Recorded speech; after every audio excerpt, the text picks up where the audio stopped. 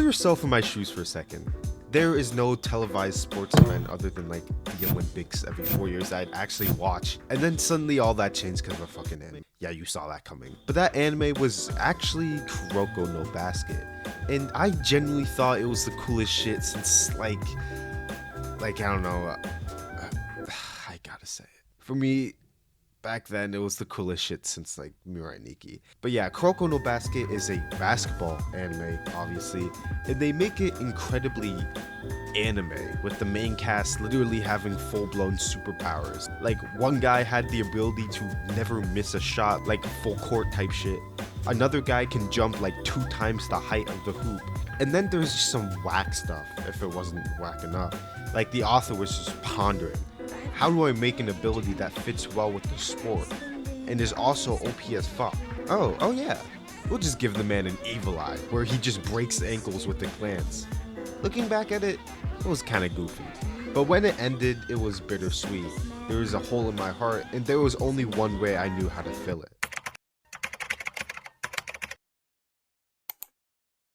I don't know how, but I remember vividly searching up something like this and LeBron games coming up as a result.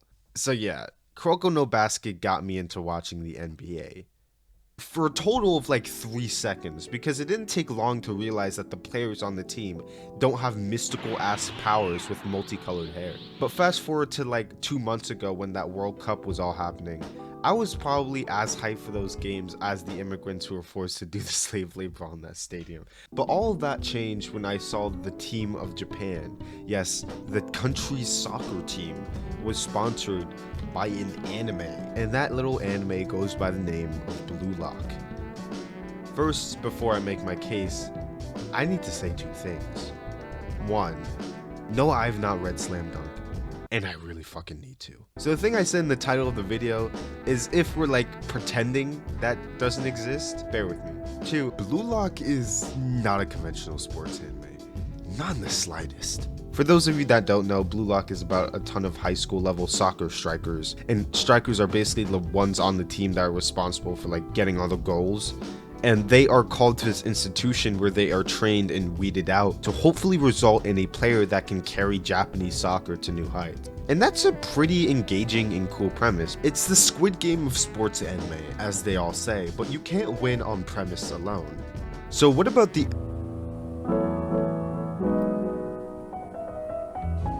If you ask anyone who's watched the show, hey, why do you like Blue Lock?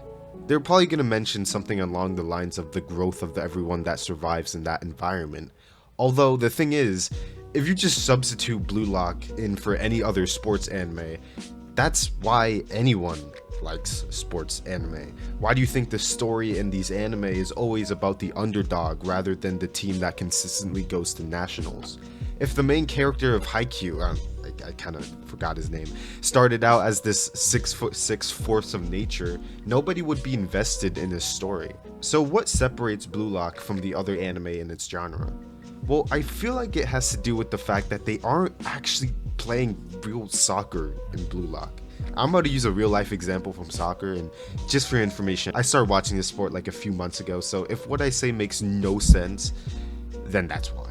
Soccer is a sport with positions that require different skill sets. Like, if you're at a position closer to the goal, you'd probably need better defensive capabilities, while if you're at the forefront of the lineup, also known as a striker, you're gonna want to be especially cutthroat with your offense. But what if I looked at the sport and just said, hey, Lionel Messi is the best player in the world, so why don't we just multiply him by 11 and just make a team out of that?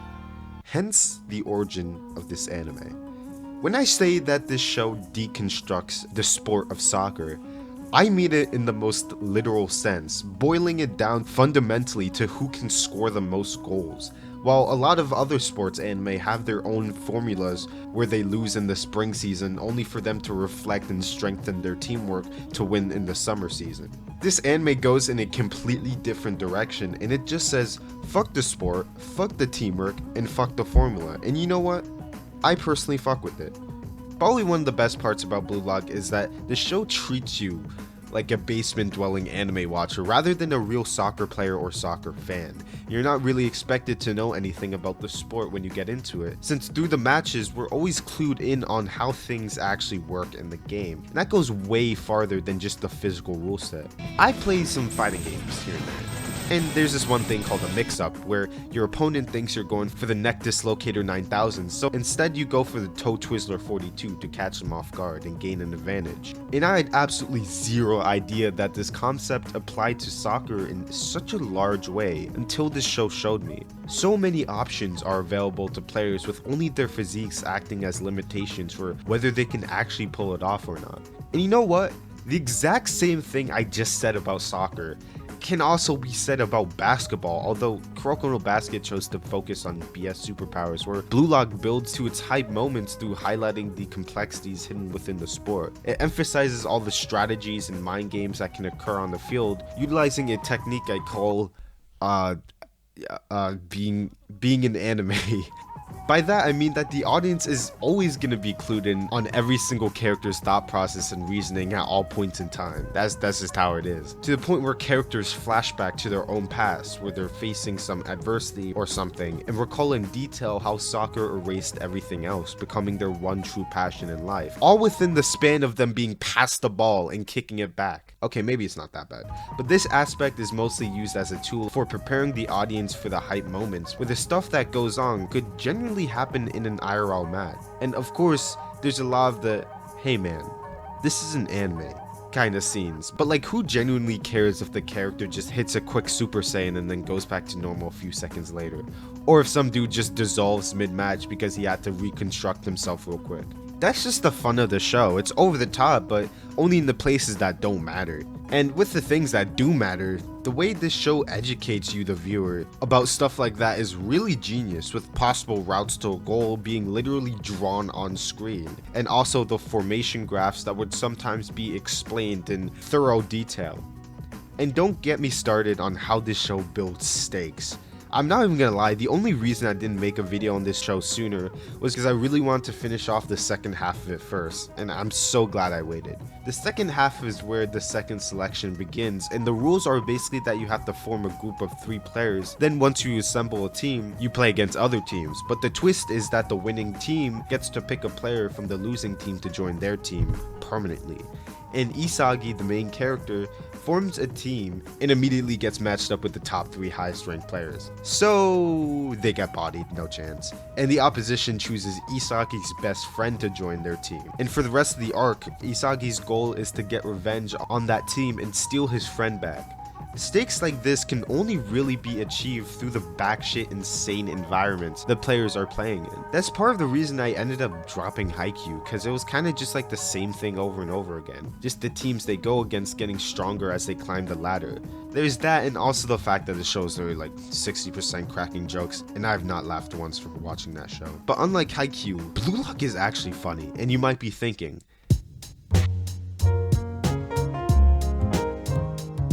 this anime is a comedy, and if you don't believe me, let me just run you through a scene. Everyone is playing to the heights of their strengths because this is a soccer match that will either kill or revive their soccer career. Each person gives every bit of energy they can offer in the moment because this is all that it amounts to. And the production mirrors the nail-biting stakes that the narrative sets up, with smooth yet simultaneously scratchy and hectic animation that clues the audience in on the desperation and sheer urgency that the players feel. Crunch time, a kickoff for the match point commences, and what's this? What the fuck's going on? Stop this right now. Okay, fine. I admit that some of the comedy I view in this show is unintentional, but I genuinely see this as some of the most hilarious shit I've ever seen in anime. Like, if there's anything that this anime is known for, it's its really exaggerated metaphors. Like, in this one scene, Isagi was looking at possible openings to pass to his teammates, and he notices it's a dead zone. Oh, that's really dead. Or when the show presents this one player as like the badass of the team, and after one of his cool scenes is over, it just cuts to a shot of his face faded into a roaring lion. I have never laughed so hard. Another thing is how funny the shit talking could get. Like, remember that game where Isagi's team matched up with the literal big three of Blue Lock? There was just one moment where Isagi was trying to make a play, saying his usual thing about how he could see the goal. And then out of nowhere, Mr. Rank 1 just flash steps to Isagi's location and is like, "Oh, you saw a goal? Go find a book on how the human eye works and learn something, you piece of trash." And then it just shows a compilation of Isagi realizing all the mistakes in his life, starting out with his birth, of course. Speaking of Isagi, I have an opinion about him. He's pretty cool. I like him. At first, I kind of thought he was going to be like Kuroko in Kuroko no Basket, basically like a ghost that doesn't have much presence on the field or even with his teammates. I mean, how can you blame me for thinking that? His character design looks like if someone inputted the two words anime protagonist into an AI art generator. But he turned out to be a pretty likable guy with sick moments, like that one time he called his teammate a donkey. That's my favorite. He's introduced as average Jokun with one of the lowest ranks in the facility, and I thought to myself there was one of two possible things that was gonna occur. This is either one of those elusive anime where everyone thinks the MC is weak but he's actually overpowered, or Isagi was just meant as a self-insert so anyone could feel like they are the Blue Lock. But it was neither. This is a true underdog story that is solely fueled by the sheer drive of Isagi. Eventually, he even finds himself through the sport and starts dedicating himself to becoming less of a noob. How could you not root for that? Actually, I'll say it, Isagi is probably one of the best parts of this anime. Watching him constantly construct and deconstruct his style of play is one of the most engaging parts for me. But that's just me. And yeah, that's pretty much it. This is really the most fun I've ever had with a sports anime. And, yeah, this is all I wrote. Love y'all. Have a great day. Peace.